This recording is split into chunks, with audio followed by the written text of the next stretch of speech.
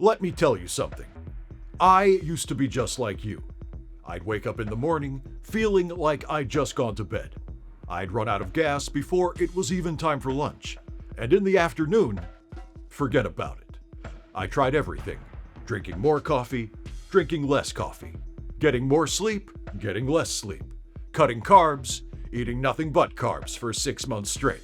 But after I recovered and was released from the hospital, I soon realized that nothing had changed. If that sounds familiar, you need to drop what you're doing and pay attention to me right now. Look at me! What I'm about to tell you is information they don't want you to know.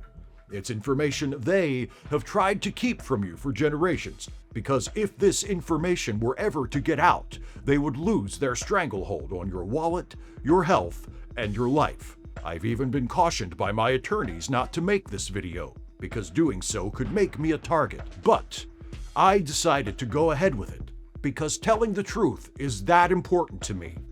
It always has been. When I was born in the infirmary of a Chinese prison, the child of a white tourist and another white tourist who had been arrested for drug smuggling while in China, telling the truth was the only way I was able to survive. I grew up hard behind the walls of that prison, but I grew up honest. When I walked out of that prison on my 40th birthday, I brought that honesty back here with me to the United States, my ancestral home. And that honesty drove me to accumulate a small fortune by inventing and marketing a new kind of fishing lure with the words, "This is not food," etched onto the side in letters any undersea creature could easily comprehend, so that from now on, fishermen would know that the fish they caught had chosen to die. But I'm not here to sell you my honest fishing lures. You can purchase those at any sporting goods retailer. I'm here to change your life. Before I left the prison, I went to see the old man in the library, my mentor, the one who taught me the written language of fish.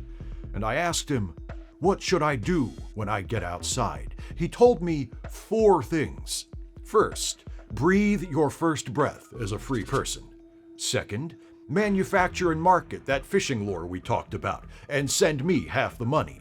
Third, go get dinner at that restaurant across the street from where the prison bus is going to drop you off. Trust me, it's amazing. And fourth, tell the world the truth.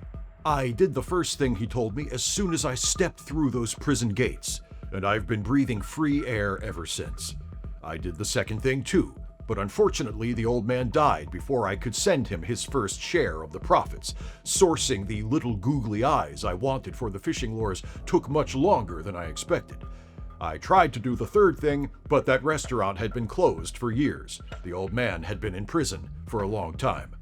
And I'm doing the fourth thing right now, no matter what it costs me. The truth is, your whole life you've been fed a false narrative. There are entire industries built on keeping you sick, keeping you tired, keeping you desperate.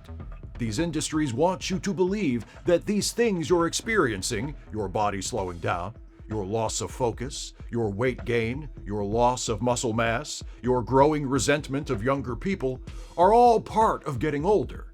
They want you to believe it's in your genes. This is a lie. I am standing here, the son of an American woman who tried to sneak black market canine heartworm medication out of China and had a one-night stand with an American man who just wanted to see the Great Wall, and I am telling you that genetics is not destiny. I wasn't born to invent the first ever fishing lure that enables anglers to obtain informed consent from the delicious creatures they harvest from their native waters. I chose to be. I made myself into who I am.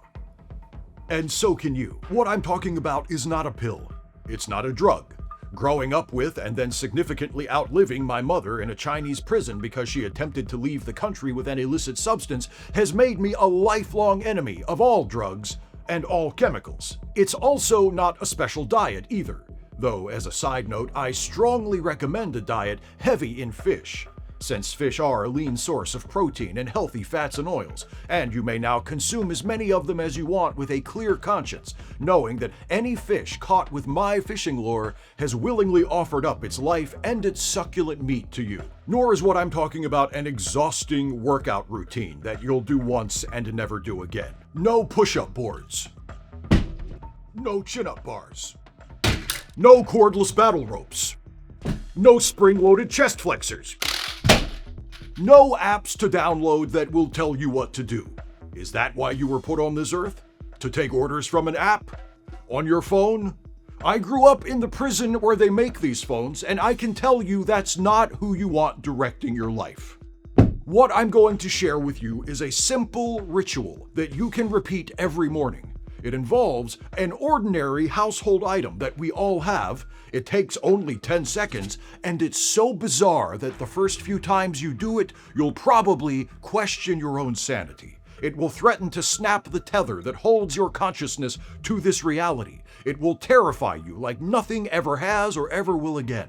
But after the first week, it'll become a habit, and you'll be amazed at the thought that you ever lived without it, if you ever have that thought. Which you won't. I know it sounds unbelievable, but remember, I'm telling you the truth. This astounding secret to unlocking inexhaustible all-day energy, boosting your metabolism to unprecedented levels, and sharpening your focus to a razor's edge has been hiding in plain sight all your life.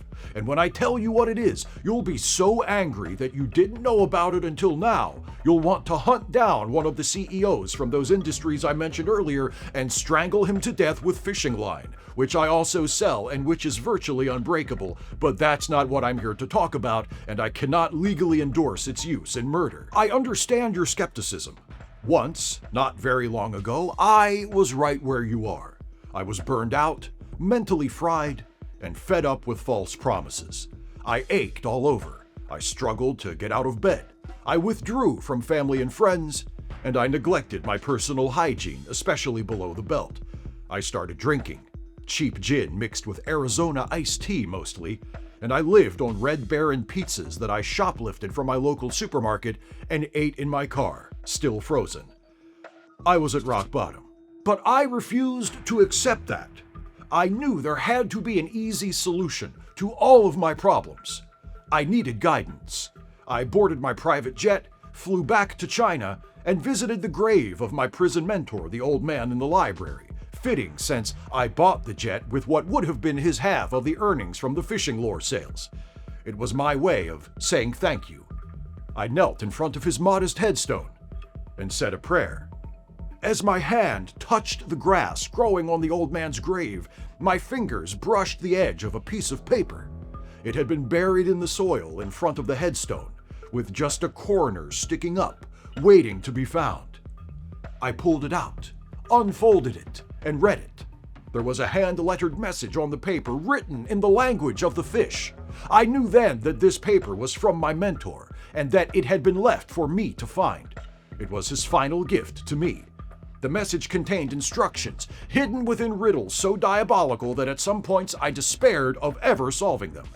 But I did solve them, and their answers led me to a cave high atop a snowy mountain, where the air was thin, and to see the clouds you had to look down instead of up. I entered the cave, and there on the wall, etched directly into the stone, was the answer to the ultimate riddle, the description of this one weird trick to fix everything in your life. As I stood there reading it, I was astonished. It was so simple, and the household item it required was something that was surely present in every home on the planet, from the humblest thatched hut to the grandest billionaire's mansion. Certain I was dreaming, I pinched myself. An instant later, I woke up, but I was still in the cave, and the words were still carved on the wall. After I was airlifted down from the mountain and treated for oxygen deprivation, I flew straight home, ran to find the necessary everyday household item, stood in front of my bathroom mirror, and performed the ritual exactly as described on the wall of the cave. When I finished it, I was so disgusted with what I had done that I vomited into the sink. I caught a glimpse of my own reflection in the mirror and smashed it with my bare fist as a wave of shame and disgust washed over me. I had the mirror replaced and the sink cleaned, and the next morning I did the ritual again.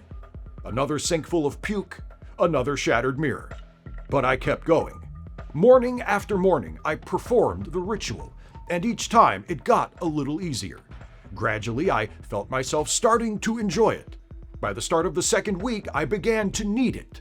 I bounded out of bed, went straight to the bathroom, and did it. Now I'm certain if I miss performing the ritual for even a single morning, I'll die.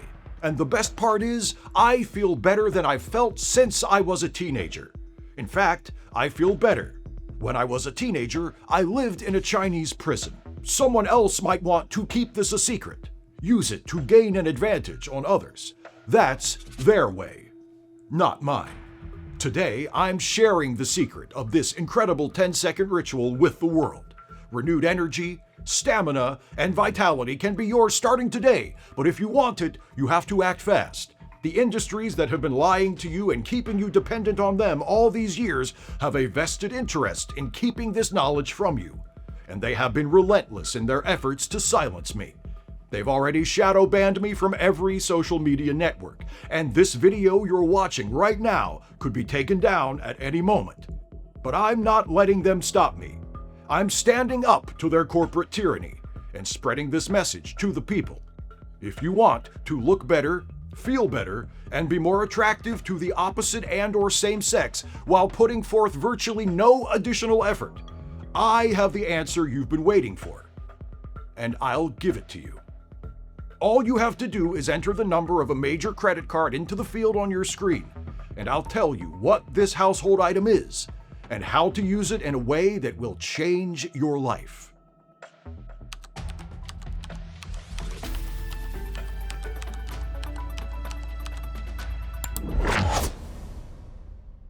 It's a spoon. You scrape the back of your tongue with it. Thanks for the money, little fishy.